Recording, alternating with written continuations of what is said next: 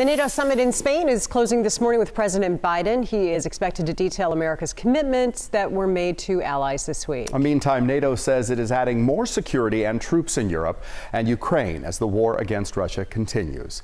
KCRA 3's Amy Lou is live in Washington this morning. So, Amy, Ukraine's president says the country still needs more support, right?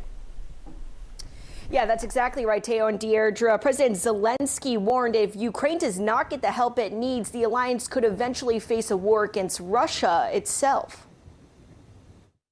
Хіба Україна ще недостатньо заплатила? In a virtual address Wednesday, President Zelensky questioned NATO leaders ready to admit countries Sweden and Finland to the alliance. Zelensky reminding the group Ukraine's fight against Russia, the sole reason preventing a world war. It makes clear that Russia poses the most significant and direct threat to our security. President Biden joined world leaders pledging more military presence in Europe, including a permanent U.S. installation in Poland. We're going to make sure that NATO is ready to meet the threats from all directions across every domain, land, air, and the sea. A more defensive approach to the war in Ukraine, different from the latest G7 summit in Germany that hit Russia with more sanctions on oil and gold. This will slowly tighten a noose around the Russian economy's neck. They're already going to lose a significant amount of GDP this year.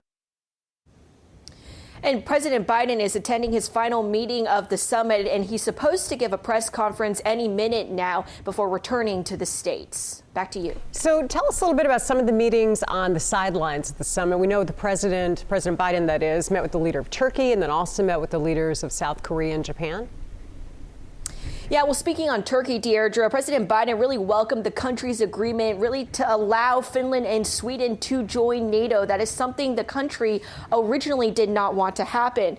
Now, they also talked about the food crisis caused by the war in Ukraine and ways to really get a grain shipment out from a Russian blockade. Now, President Biden also met with Japan's prime minister and South Korea's president to discuss the growing threat in North Korea. President Biden telling them the U.S. remains committed to defend both countries if needed. Back to you. All right, Amy, thank you.